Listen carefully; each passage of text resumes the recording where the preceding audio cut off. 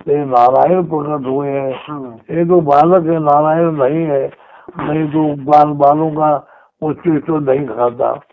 तो उन गैया बछड़ाओं को हाँ तो बालों ने बोला कन्हैया हमारी गाय नहीं दिखाई दे रही है, बहुत देर से बहुत दूर चली गई, हम गाय ढूंढने जाओ है। तो भगवान ने कहा कि अरे भैया तुम लोग भोजन कर लो, मैं ढूंढने के लिए जाता हूँ। तो गैयाओं को ढूंढा नहीं मिले, क्योंकि ब्रह्मा ने अपनी मायामयी गुफा के अंदर उनको बंद कर दिया। बहुत ढूंढा, आवाज दिया गायों को, काली धोली धूमर हियो पियो रेदा गुलाब जामुन उनका नाम था। 9 लाख गाय की भगवान के लगे। तब सब आए। अब ग्वाल भी नहीं मिले, जहाँ बिठा रखा था वहाँ भी नहीं मिले।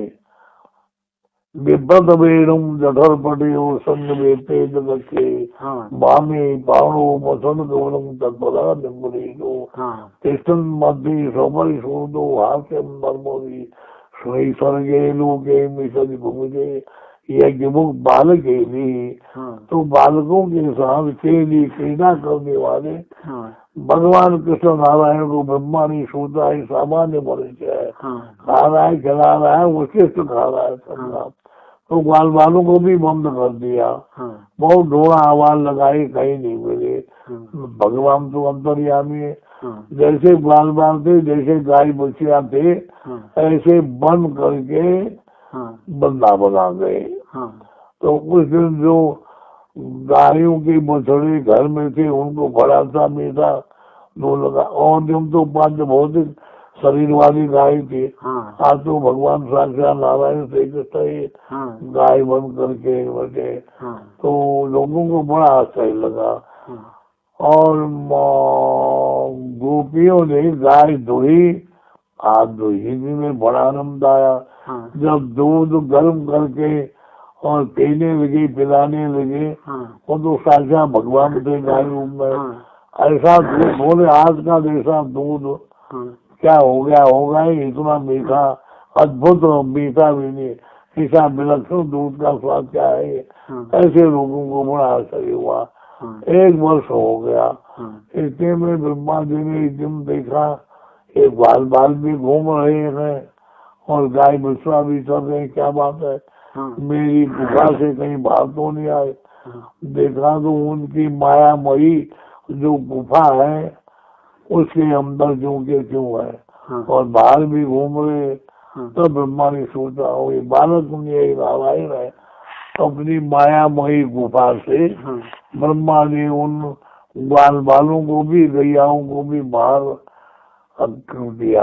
तो 2 जोड़ी हो गई। जो भगवान बने थे ग्वाल बाल या गौ, और शब्द चक्र गदा पद्मधारी नारायण के रूप में हो गए।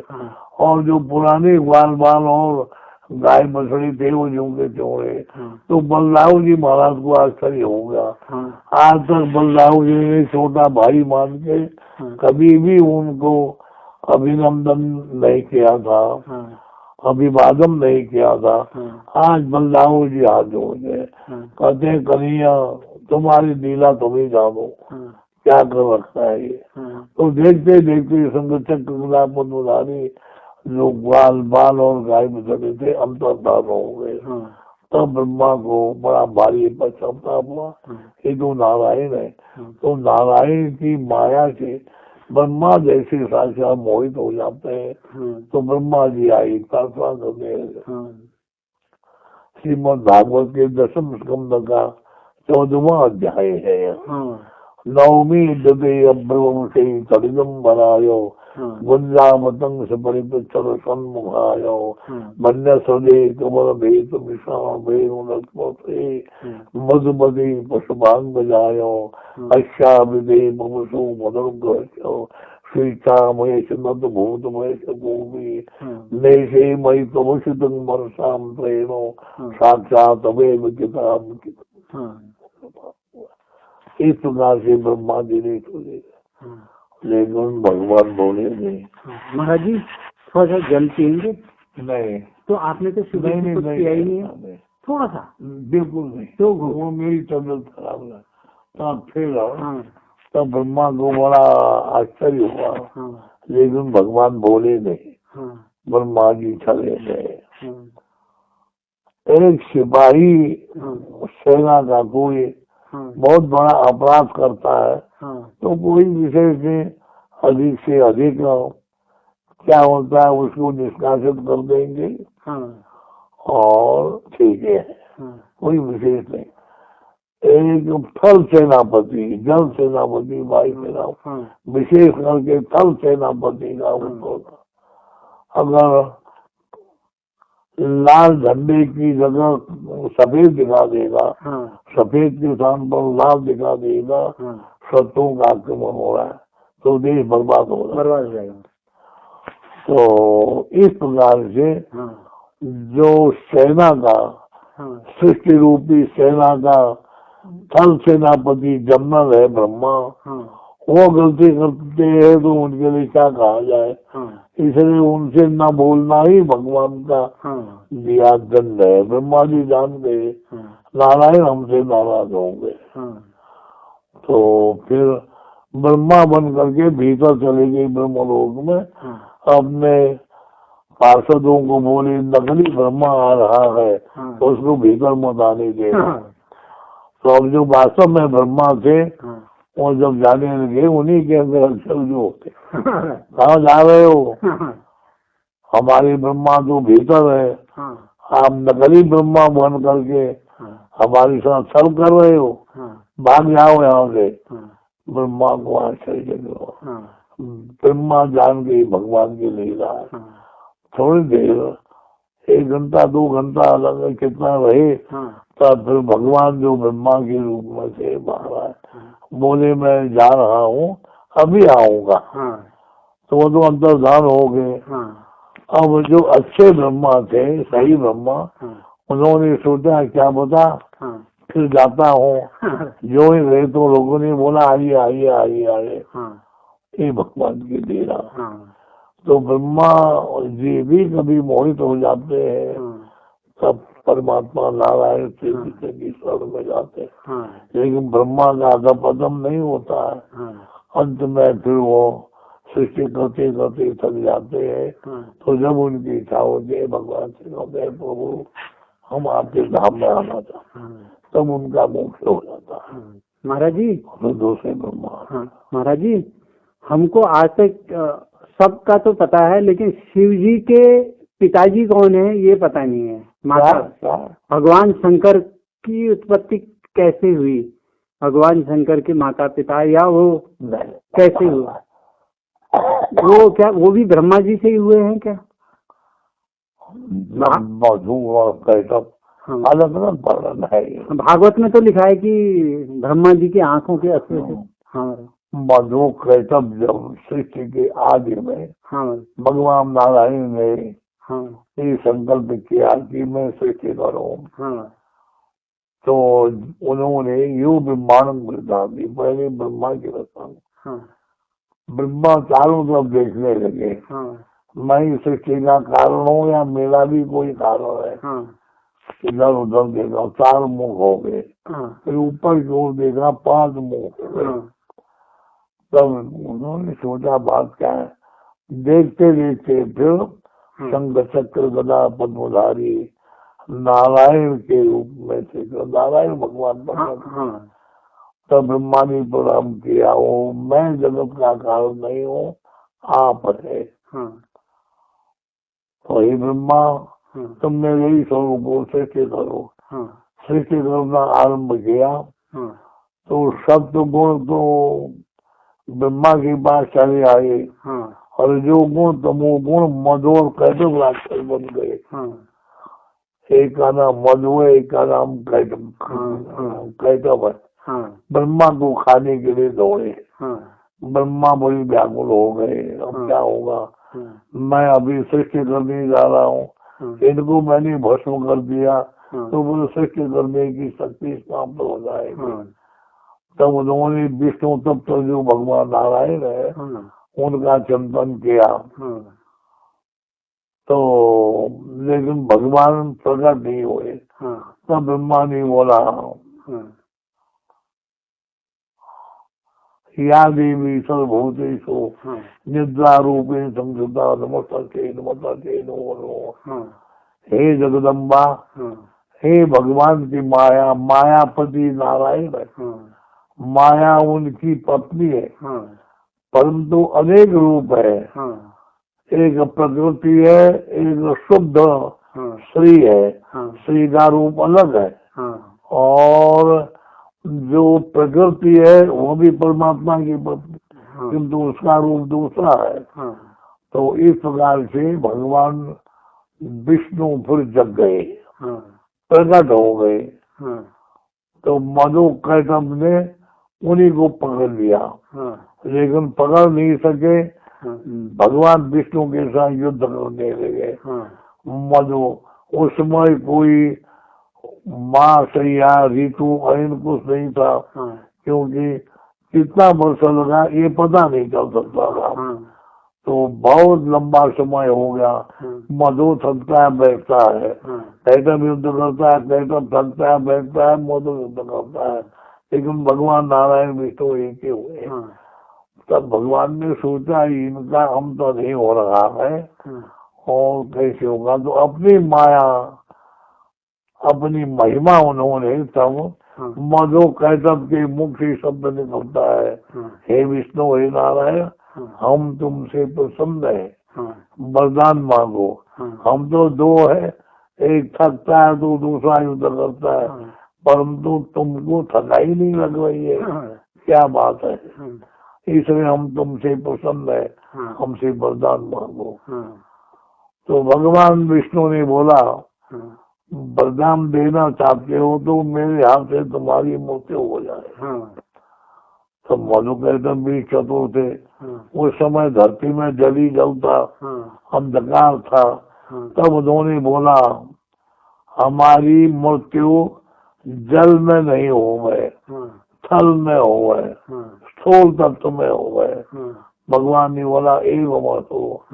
अपने जंघाओं का विस्तार करके मधु और कैटभ का वध उन्होंने अपनी उन स्थल में किया, जंघाओं में।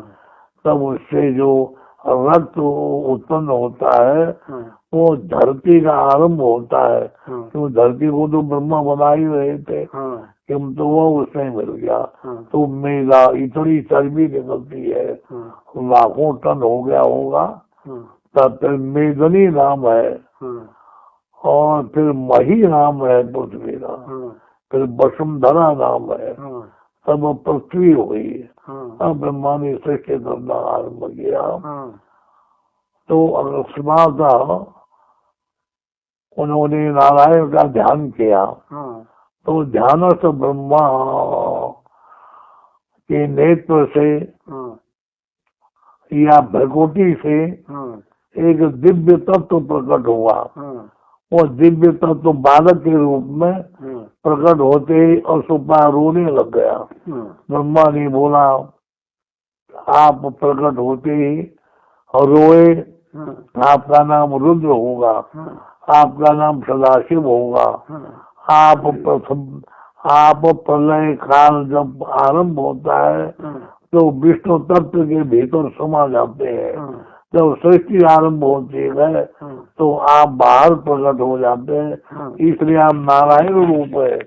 इसलिए हे रुद्रदेव, आपका नाम समय आने पर शिव होगा, और आपके लिए मैं पृथ्वी में कैलाश नामक स्थान बनाऊंगा। तो ये लोकालोक, सुमेरु, मेरु, हिमबान, हिमवंत, जयपुर, हेमकूट, हिमालय के नीचे कैलाश आपका स्थान होगा, उसमें आप रहेंगे। अभी इतना सृष्टि कीजिए। तो जो ही भगवान शिव ने सृष्टि करना आरंभ किया, तो कोई किसी का दो मुख है, किसी का मुख ही नहीं है। जैसे रौद्र लोग होते हैं ना, ऐसी विभक्त सृष्टि होने लगी। ब्रह्मा ने बोला, हे रुद्रदेव, सारे आप सृष्टि नहीं करेंगे, आप मौन हो जाइए, आप तपस्या मात्र करेंगे। तब शिव जी नाम कैलाश और तपस्वी समस्त जीवों को सहन शक्ति, तप, त्याग का संदेश देते हैं। ये शिव का। तो इसलिए कभी कभी ऐसा जो सृष्टि का आरंभ होता है तो भगवान नारायण 3 रूप धारण करते हैं। हाँ, एक विष्णु रूप हो गया, हाँ, एक ब्रह्मा रूप हो गया, हाँ, एक जो है ब्रह्मांड रूप हो गया। हाँ, तो शिव जी ब्रह्मांड रूप धारण करते हैं, हाँ, विष्णु के हृदय से निकल करके हाँ, और ब्रह्मांड रूप धारण करते हैं। हाँ, तब ब्रह्मांड से आवाज आती है कि तुम इस ब्रह्मांड का अंत देखो हे विष्णु, और हे ब्रह्मा जी तुम इसका आदि देखो, ये कहाँ तक लंबा है, कहाँ तक ऊंचा है। तो ब्रह्मा ऊंचाई देखने गए, जाते जाते कहीं नहीं देख पाए। तो ब्रह्मा जी ने अपनी माया से केतकी पुष्प को प्रकट किया और गौ को प्रकट किया। कहा कि साक्षी हो जाना कि ब्रह्मा जी ब्रह्मांड का आदि देख करके लौट रहे हैं, हम साक्षी, ऐसा बोल दे रहा। तो नीचे आए, गौ ने भी, केतकी पुष्प ने भी बोल दिया ब्रह्मा जी इस ब्रह्मांड का मूल देख करके आए हैं। और विष्णु तत्व नीचे गए थे, जाते जाते ऊपर आ गए। तो विष्णु तत्व ने बोला हम इस ब्रह्मांड का अंत देख करके नहीं आए, हमने देखा ही नहीं इसका अंत, ये अनंत है। तब उस ब्रह्मांड से ध्वनि आती है, ब्रह्मा ने असत्य भाषण किया, ईश्वरी ब्रह्मा की पूजा कोई नहीं करेगा और केतकी पुष्प मुझ शिव में समर्पित नहीं होगा। और गौ तो पूज्य होती है, पशु का पुरोहित गौ, मानव का पुरोहित गुरु ब्राह्मण और 33 करोड़ देवताओं का गुरु पुरोहित पशु अग्नि होता है।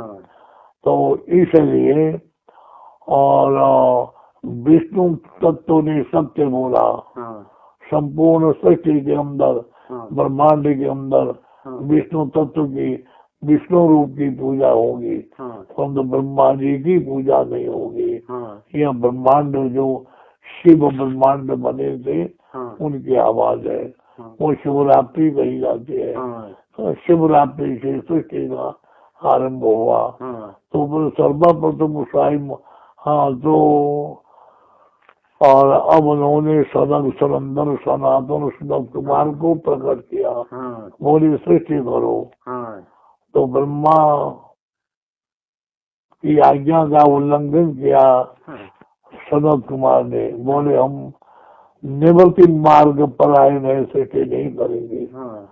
उस अवस्था में फिर ब्रह्मा जी को कुछ हुआ तो उस समय वो रुद्र प्रकट होते हैं। तो सृष्टि करो। मैंने बात का प्रसंग पहले बोल दिया। तो सनकादिक का जब उन्होंने सृष्टि का निषेध किया, हम निवृत्ति पर आए गए, तब ब्रह्मा जी ने ध्यान लगाया और तो विष्णु तत्व के अंदर जो और परोक्ष रूप में शिव तत्व ब्रह्मांड के रूप में, तो ब्रह्मा जी ने उनका आवाहन किया, हे नारायण आप प्रकट होइए सृष्टि करना। तो ब्रह्मा की भ्रकुटी से वो शिव तत्व, वो विष्णु तत्व प्रकट होता है और प्रकट होते ही अश्रुपाद रोने लगे। तो ब्रह्मा ने बोला आप पहले ही रोए, रुदन करने के कारण आपका नाम रुद्र होगा और सृष्टि करो। जो ही रुद्र सृष्टि करने लगे तो जैसे और शंकर जी के गण कही जाते हैं, किसी का मुख नहीं है, किसी के 2 मुख है, किसी के 3, कैसे। तो रौद्र सृष्टि का जब संचार होने लगा, ब्रह्मा ने रोक दिया, बोले आप सृष्टि नहीं करेंगे, आपके लिए मैं 7वां 8वां दो और भूमंडल के अंदर देवपुर हेमपुर हिमवंत हिमालय के बाद में पहला जो बनेगा उसमें बैठ करके आप तपस्या का संदेश देवता दैत्य दानव मानव प्रजापति मनु जो भी चाहे राजर्षि देवर्षि ब्रह्मर्षि सबको देंगे। आपको महारुद्र कहा जाएगा, सदाशिव कहा जाएगा। आप केवल तपस्या करेंगे और सृष्टि नहीं करेंगे। तब भगवान जो विष्णु तत्व रुद्र रूप में प्रकट हुए थे वो सृष्टि नहीं करते हैं। तो ये प्रसंग आया। तब फिर बाद में श्री वशिष्ठ ने बोला तो तू भृगु मरीचि अंगिरा इत्यादि को प्रकट किया। और फिर इनमें से उन्होंने ब्रह्मा जी ने कहा इतने व्यक्तियों को मैं प्रजापति का पद देता हूँ, इतने व्यक्तियों को मैं ब्रह्मर्षि का पद देता हूँ। और जो वो शत्रुपा को मैंने प्रकट किया इसको मैं मनु का पद देता हूँ। मनु से जायमाम जो संतान होगी उसको मनुष्य कहा जाएगा। प्रजापतियों से जो संतान होगी उनको देवता दैत्य दानव कहा जाएगा। और ब्रह्मर्षियों की जो संतान होगी उनको ब्राह्मण कहा जाएगा। तो बाद में फिर धीरे धीरे राजा और ब्रह्मर्षियों को भी, मनु की संतान मनुष्यों को भी, प्रजापतियों की संतानों को, देवता दैत्य दानवों को भी, और एक ही आकार मनुष्य का जैसा आकार होने के कारण मानव शब्द से लोग उच्चारण करने लगते हैं। इसलिए कभी हमने कहीं कहा होगा मैं मनुष्य नहीं हूँ, तो बोले क्या है तेरा? मैंने बोला मैं मनुष्य न हूँ, मनु तो मेरा यजमान है। मनु क्षत्रिय होता है तो मनु की संतान मनुष्य होती है। तो बोले आप किसकी संतान है? मैंने बोला मैं ब्रह्मर्षि, ब्रह्मर्षि की संतान को ब्राह्मण कहा। देखो आर्ट और साहित्य तो लोग हंस रहे थे। कोई वो ऐसा नहीं क्या हंस रहे थे, बोले हम तो ऐसा ही जानते सब ये है। बाद में प्रजापतियों की संतान, मनु की संतान और ब्रह्मर्षियों की संतान में भी संबंध होने लगा। शुक्राचार्य के पिता भृगु की बिटिया को भगवान भृगु जी ने विष्णु भगवान को दे दिया। और दक्ष प्रजापति की पुत्री जो सती है उन्होंने भगवान शंकर को दे दिया। तो आज ऐसे प्रसंग। बाद में जो 12 आदित्य अदिति माँ के पुत्र देवता कहे जाते हैं, तो संवरण नाम आदित्य की पुत्री तपति को और मनुष्य को दे दिया गया। और भृगु के पुत्र शुक्राचार्य की बिटिया देवयानी को महाराजा क्षत्रिय याति को दे दिया गया। तो उसमें कारण थे, इन्हें के नहीं कारण थे। लेकिन इसका तात्पर्य ये नहीं है कि देवता दैत्य मानव का बहुत संबंध है, ऐसा नहीं। कोई कारण था। देवराज इंद्र है, अदिति माँ का पुत्र है, देवता है। परंतु देवराज इंद्र की पत्नी पुलोमा दैत्य की पुत्री है। पुलोमा दैत्य की पुत्री सची कही जाती है। तो उसने इंद्र को दे दिया। इसलिए इंद्र की बुद्धि कभी खराब हो जाती थी, क्योंकि सची जब सत्यभामा को लेकर के और भगवान स्वर्ग गए थे, माता अदिति ने कहा था मेरे आभूषणों को भौमासुर ले गया है, वो दे दो। तो भौमासुर का वध करके भगवान जब स्वर्ग गए, माता अदिति को दे दिया। अदिति ने कहा जैसा मेरा पुत्र इंद्र है, यदि भी आप नारायण है, फिर भी मैं आपको पुत्र ही मानती हूँ।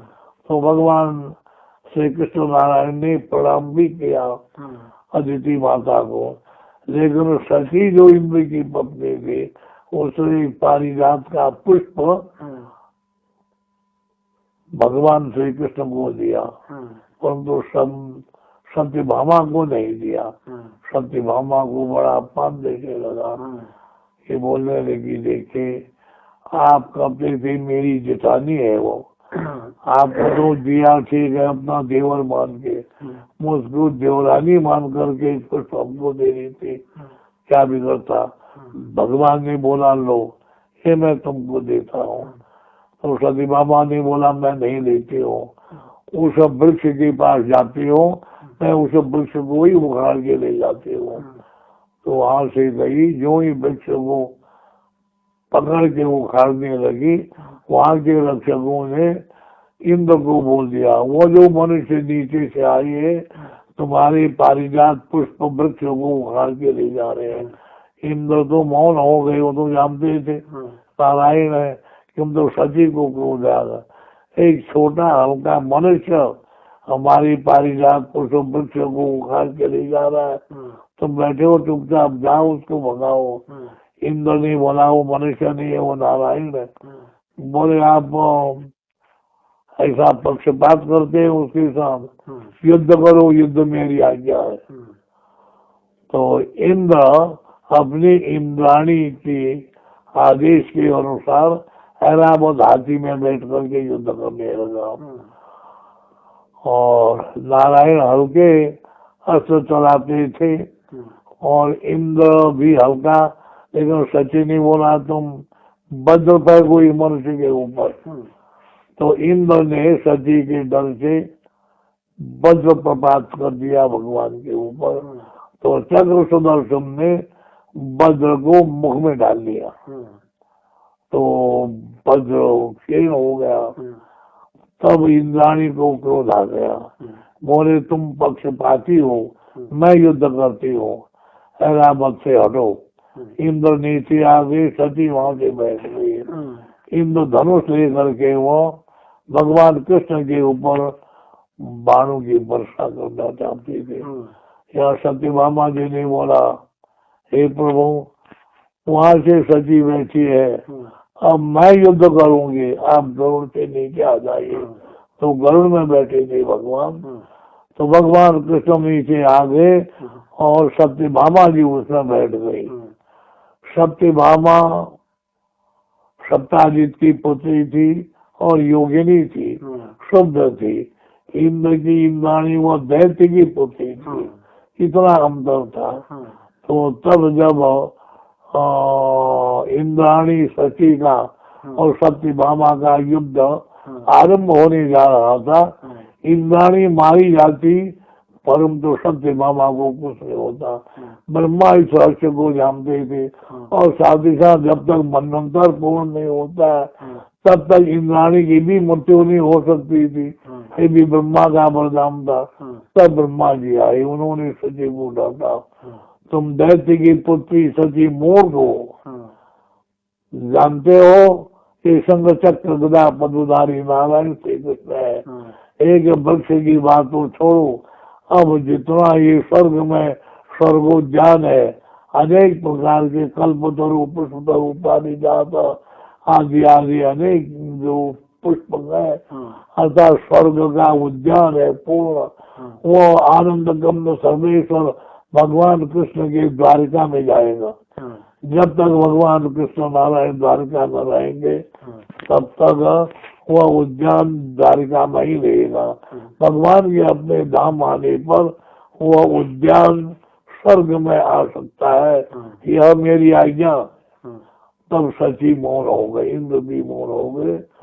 भगवान गए बाग में, और विशाल जो है सोच लीजिए कि 100 मील लंबा चौड़ा गंगों का विस्तार कर दिया उन्होंने। जो इतनी सृष्टि बनाते हैं क्या वो इतना नहीं कर सकते?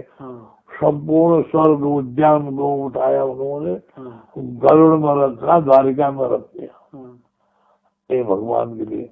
इसीलिए अम्बेडकर राम, लेकिन उसको राव लिखा जाता है, राव की पत्नी ने पाला था इसलिए राव लिख दिया। तो अम्बेडकर राव ये कहते थे कि श्री कृष्ण द्वारिका के हीरो है, ईश्वर की लीला। तो अपनी भाषा में बोला, अम्बेडकर के मुख में घी शक्कर, अम्बेडकर ने अच्छा ही बोला। तो द्वारिका उसमें ब्रह्मांड में छाया था, ब्रह्मांड के बीच में जितने भी प्राणी थे, जल चेतन, जलतर, थलतर, नभतर इत्यादि इत्यादि, सब जानते थे कि द्वारिका में चक्र गदा पद्मधारी नारायण सृष्टि करता रहते हैं। इसलिए वो ब्रह्मांड के हीरो है। हीरो राम सर्वश्रेष्ठ।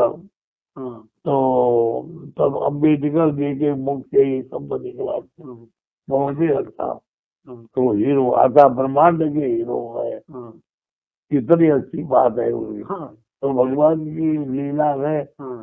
और कभी कभी सज्जनों के मुख से ऐसा शब्द स्वतः निकल जाता है, और दुर्जनों के मुख से वैसा निकलता है। ये परमात्मा की सृष्टि है, कहा नहीं जाए।